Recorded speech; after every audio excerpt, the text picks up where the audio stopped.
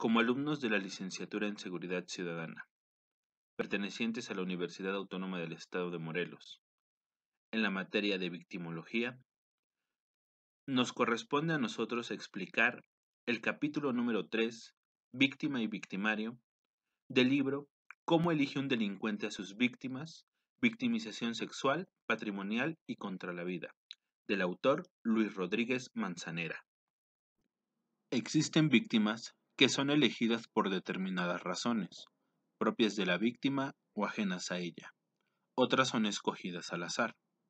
En cualquier caso, nos encontramos con que existe una relación entre víctima y victimario, que puede ser muy simple o extraordinariamente complicada. Elegir una víctima no equivale a elegir un objeto. La víctima tiene vida propia, personalidad, un camino recorrido. No puede pensarse en un sujeto activo que selecciona a un sujeto pasivo. Por esta razón, es tan importante estudiar las relaciones entre ambas partes, a partir del fenómeno que Mendelssohn llamó pareja penal, para diferenciarla de la pareja criminal, muy estudiada por la criminología. La pareja criminal la componen dos sujetos que unen sus esfuerzos para lograr un éxito mayor en su empresa delincuencial, y la pareja penal es la relación víctima-victimario. En la primera, la pareja criminal es la unión de dos o más sujetos para cometer el crimen y éste se efectúe con éxito. Al contrario, la pareja penal es la relación que mantiene la víctima con su victimario después del hecho suscitado. Yo les voy a explicar las relaciones que hay entre víctima y criminal. Hay dos variables. La primera variable consiste en descubrir si los miembros de la pareja penal se conocían previamente, o sea, si tenían una, una convivencia o una relación, por ejemplo, familiares, vecinos, amigos, etcétera. Y la segunda variable es donde se contempla la actitud que tiene cada parte hacia la otra. ¿Ok? La dinámica entre víctima y criminal. Hay caso en que elige una víctima por ser conocida. Aquí es, por ejemplo, que tu propia familia es como que crea el crimen o el acto para poder sacar algún beneficio, pero es menos agresivo puede que sea menos agresivo por la misma relación que se tiene ese como conocido. Y la otra es en otros es seleccionar exactamente por desconocidos.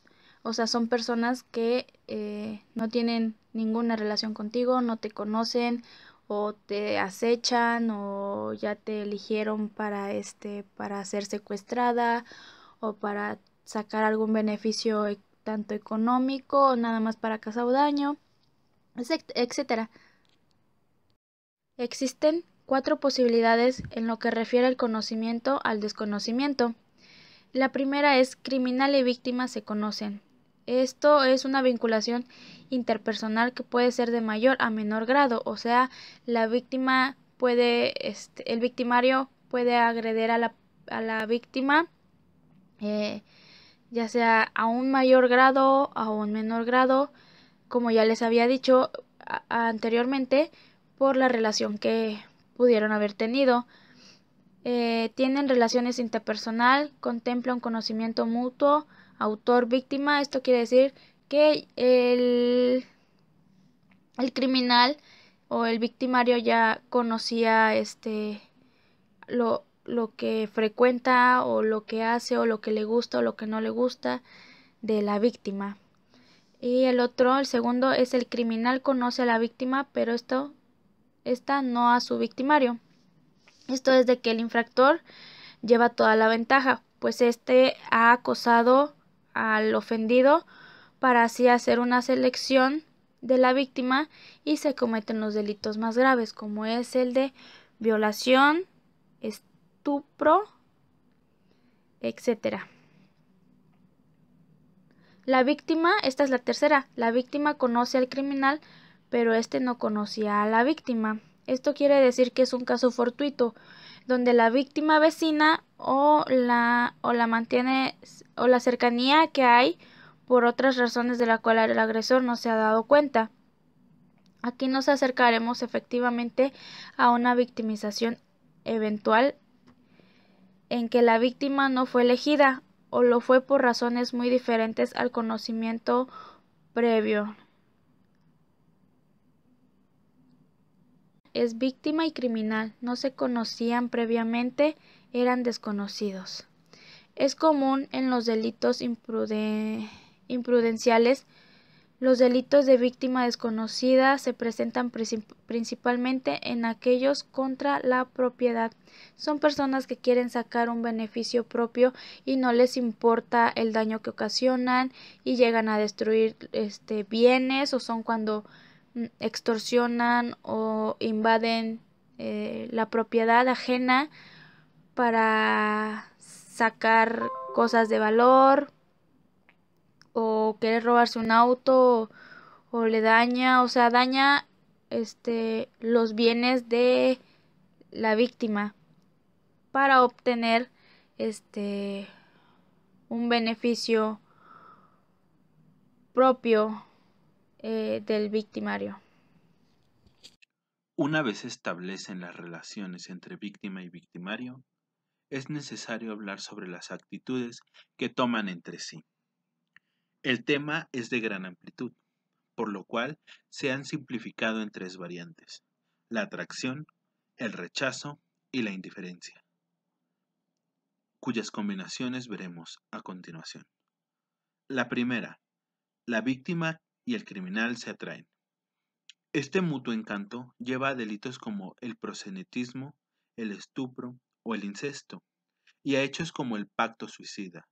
El fenómeno puede llegar a situaciones simbióticas como casos de violencia intrafamiliar. El segundo, el criminal se siente atraído por la víctima, pero éste rechaza al criminal. Este es un caso claro de que la víctima está determinada. El criminal desea a la víctima, pero es repudiado, por lo cual pasa a la agresión en formas leves, tales como los insultos, las calumnias, incluso el robo y los daños, o a muy graves, que pueden ser la violación, hasta llegar al típico crimen pasional que también se le conoce por despecho. El tercero, el criminal rechaza a la víctima, pero ésta se ve atraída por aquel. Esta circunstancia se puede ejemplificar con el caso donde el ofensor se ve atosigado por la víctima hasta que decide complacerla o quitarla de en medio. Hay casos de víctimas consensuales donde se han invertido los papeles. Es la víctima la que elige a su victimario. 4. Víctima y victimario se rechazan.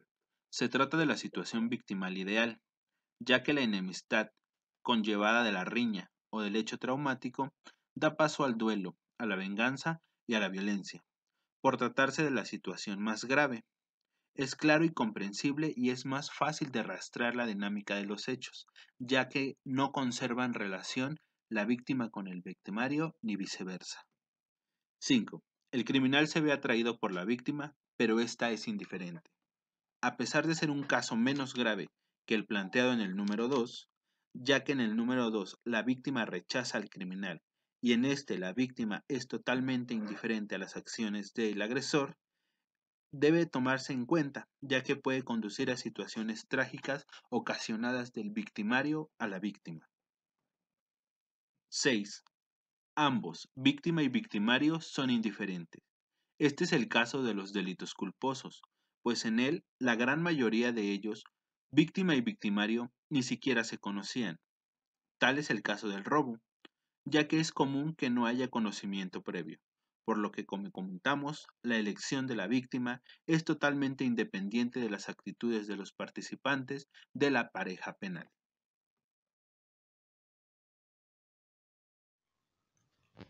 Para entender cómo y por qué el criminal elige a su víctima, es fundamental el estudio de la persuasión que tenga de esta misma, que es donde va a obtener que haga o no el delito.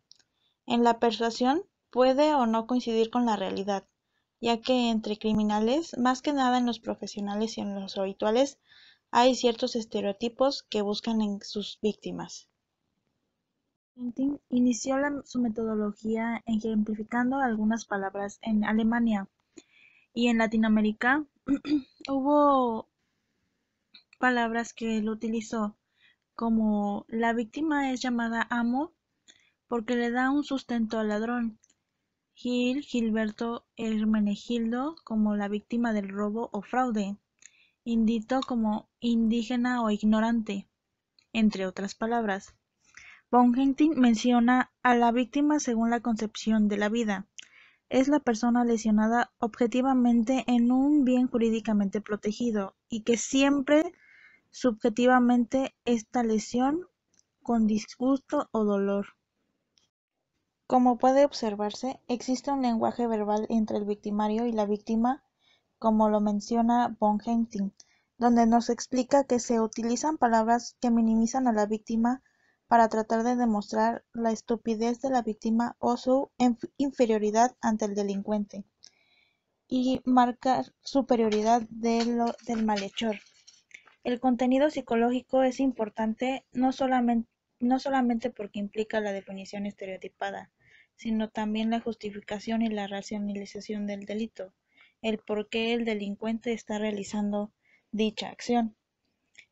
El análisis del conocimiento previo a las actitudes son muy valiosas, pues nos pueden aclarar si la percepción de la víctima tenía la del criminal y fue la que facilitó al que realizara el dicho crimen. Por otra parte, es muy importante analizar la percepción que la víctima tiene del criminal, sobre todo antes del hecho victimal. Aquí la situación es un poco más compleja, pues resulta claro que la percepción puede cambiar radicalmente después de la victimización, ya sea para bien o para mal. Recordemos que el síndrome de Estocolmo, en el que las víctimas desarrollan una peculiar simpatía por el victimario, como puede suceder muchas veces en los secuestros, cuando las víctimas sienten algún aprecio acerca de los secuestradores que en algún momento pudieron llegar a cuidarlos.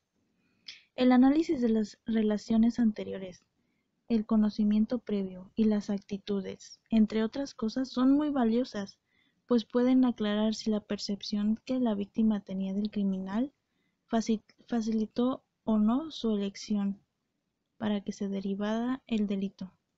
Muchas gracias por su atención.